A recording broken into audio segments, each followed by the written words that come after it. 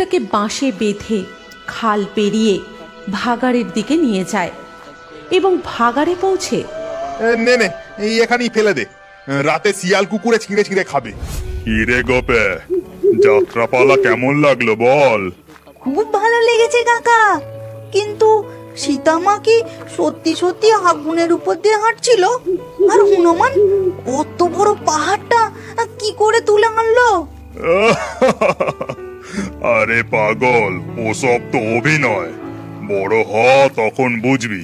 এখন তাড়াতাড়ি পা চালা দেখি, খাল পেরিয়ে ভাগাড় টপকে যেতে হবে, অনেকটা পথ, আর তাছাড়া অনেক রাত হয়েছে, তাড়াতাড়ি চল। ঠিক তখনই পিছন থেকে একটা বাছুরের ডাক শোনা যায়।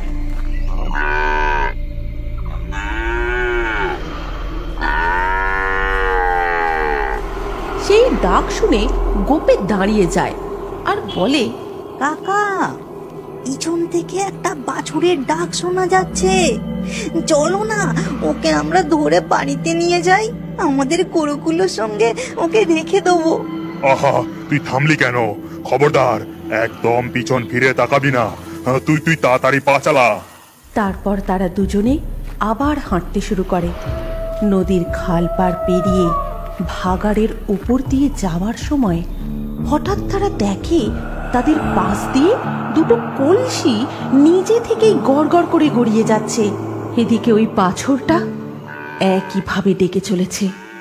আর সেই মুহূর্তেই তাদের সামনে কোথা থেকে একটা গরুর হাড় উড়ে এসে পড়ে। চুপ চুপ, একটাও কথা বলবি না, আর খবরদার পিছন ফিরে একদম তাকাবি না। তুই বরং আয়, আমি তোকে কাঁধে করি। তারপর তার কাকা গোপীকে কাঁধে তুলে নিয়ে তাড়াতাড়ি পা চালিয়ে বাড়ি চলে যায়। আর বাড়ি ফেরার পর বিছানায় শুয়ে গোপী তার কাকাকে জিজ্ঞাসা করে, ও কাকা, কাকা, তখন ওসব কি হচ্ছিল? আর ওই বাছুরটাই বা কাদের? আমাদের পিছন পিছন আসছিল, তারপর তো দেখতে পেলাম না। ওটা কি ছিল জানিস? ওটা ছিল গোভূত।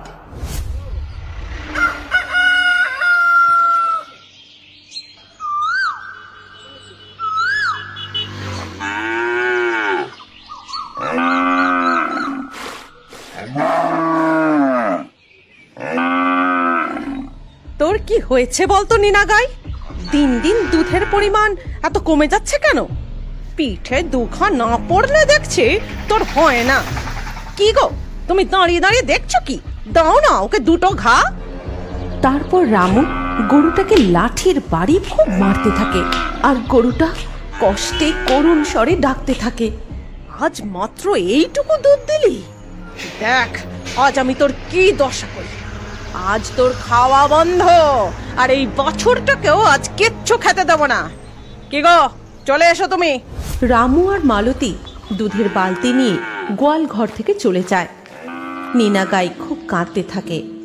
তখন লালি গাই বলে, কাঁদিস না বোন, আমাদের কপালে যে এই লেখা আছে, দিনে 4 বার করে দুধ দইলে আমি দুধ কোথায় পাই বলতো? তার উপর ঠিক করে খেতেও দেয় না। আমার বাচ্চাটাও যে সকাল থেকে কিছু না খেয়ে রয়েছে। এই নিষ্ঠুর মানুষগুলো ওকে যে ওর মায়ের দুধে খেতে দেয় না, তারপর দিন রাত মারধর করে। এইভাবে চলতে থাকলে তো। এভাবে দিনের পর দিন চলতে থাকে। রামু আর মালতী গরুগুলোর উপর সারা দিন খুব অত্যাচার করতে থাকে। তাদের ঠিক করে খেতেও দেয় না, আর ঠিক মতো দুধ দিতে না পারলে জোটে লাঠির বাড়ি। এর ওপরে তারা দুধের মধ্যে জল মিশিয়ে সেই দুধ বিক্রি করে। এমনই একদিন, রামু, আরে ও রামু, আমাকে 2 পো দুধ দাও। তখন রামু আর মালতী দুধের ঘটি নিয়ে ঘর থেকে বেরিয়ে আসে। শোনো ঠাকুরপো, পরের মাস থেকে কিন্তু দুধের দাম আরো 5 টাকা করে বাড়বে। সে কি গো বৌদি, একেবারে 5 টাকা? তাছাড়া দিন দিন দুধের পরিমাণ তো পাতলা হয়েই চলেছে। তোমরা কি দুধে জল মেশাচ্ছ নাকি বলো তো? এইরকম চললে কিন্তু আর দুধ নেব না বলে দিলাম। হ্যাঁ গো পঞ্চা কাকা, আমার মাও বলছিল দুধ খেয়ে তো ভাইয়ের পেটই ভরছে না। এই রামু কাকা আর মালতী কাকি নিশ্চয়ই দুধে বেশি করে জল মেশাচ্ছে। না না, তোমাদের কোথাও ভুল হচ্ছে। আমরা জল ফল মেশাই না তো, একদম জল মেশাই না। এই নাও দুধের দাম। এমনিতে তো পাতলা জলের মতো দুধ, তার উপরে আবার দুধের দাম বাড়াচ্ছ।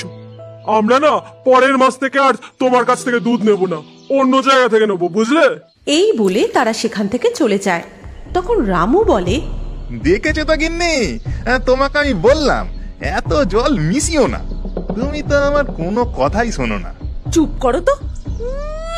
দুধ নেওয়ার লোকের কি অভাব আছে নাকি? কাল থেকে তুমি শহরে গিয়ে দুধ বিক্রি করবে। আর এই সমস্ত কিছু হয়েছে ওই গরুগুলোর জন্য।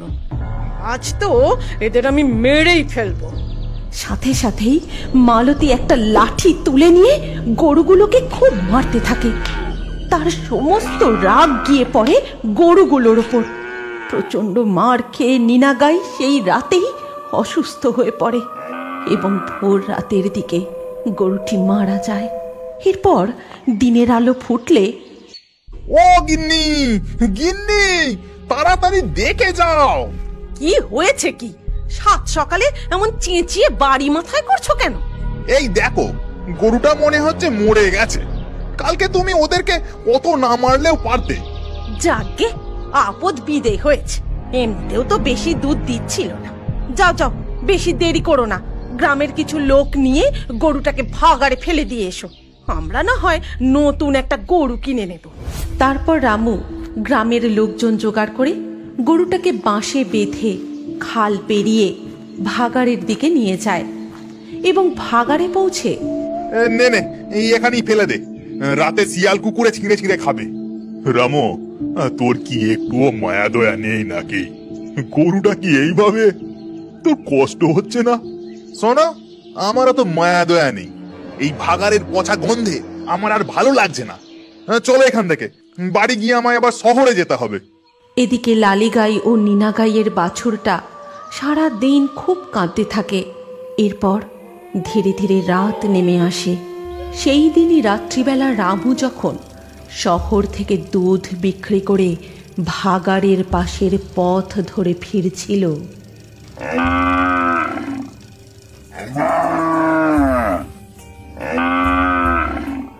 ও বাবা, এত রাতে ভাগাড়ে আবার গরু কোথা থেকে ডাকছে?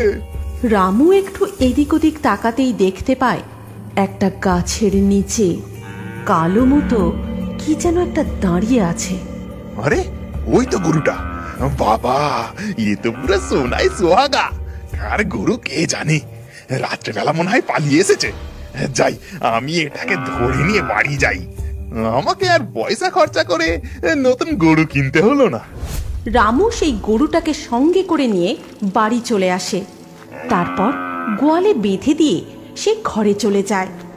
এরপর রাতের খাবার খেতে খেতে সে তার গিন্নিকে সমস্ত কথা খুলে বলে। কিন্তু মধ্যরাত হতেই হঠাৎ করে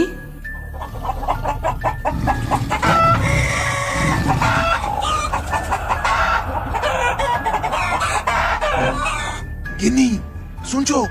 ও গিন্নি, কি ব্যাপার বলো তো গিন্নি? মুরগিগুলো এরম ভাবে ডাকছে কেন?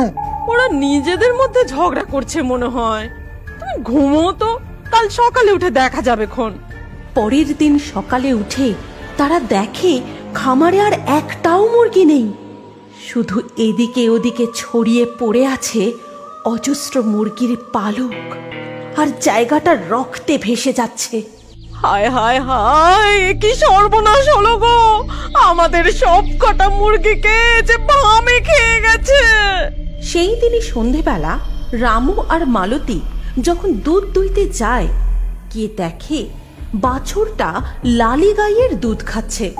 এই দেখে তো রামু আর মালতী খুব রেগে যায়। রামু যেই লাঠিটা তুলে নিয়ে বাছুরটাকে মারতে যাবে, অমনি ওই কালো গরুটা রামুকে এক লাথি মেরে ফেলে দেয়। ওরে বাপরে! ও কি গো, পাজি গরুটা তোমায় লাথি মেরে ফেলে দিল? আজ একেও মেরে। ঠিক তখনই ওই কালো গরুটা ভয়ঙ্কর গর্জন করতে করতে তাদের দিকে এগিয়ে যায়। তার চোখ তখন রক্তের মতো লাল, মুখ দিয়ে লালা ঝরছে, তীক্ষ্ণ তার দাঁত, শিং দুটো ধারালো ছুরির মতো চকচক করছে। কি বিভৎস রকম ভয়ঙ্কর দৈত্যের মতো তার চেহারা। ও বাবা গো, কি ভয়ঙ্কর দেখতে! ইয়ে তো কোনো সাধারণ গরু নয়, ইয়ে যে গরু! রামু আর মালতী গরুর এমন ভয়ঙ্কর রূপ দেখে কি করবে বুঝে উঠতে পারে না। পরের দিন সকালে গ্রামের লোক যখন ওই ভাগাড়ের পথ ধরে যায়, তারা দেখতে পায় রামু আর মালতীর রক্তাক্ত দেহ ভাগাড়ের পাশে পড়ে রয়েছে। এই গল্পের পরবর্তী অংশে কি হতে চলেছে আপনি কি জানতে চান? তাহলে আমাদের ফেয়ারি টুনস বাংলা কার্টুন পেজটির ফলো বাটন ক্লিক করে এক্ষুনি ফলো করে নিন। আর আপনি যদি কার্টুন প্রেমী হয়ে থাকেন তাহলে এই গল্পটি অবশ্যই শেয়ার করুন। তাহলে বন্ধু, আবার দেখা হচ্ছে আমাদের পরবর্তী ভিডিওতে।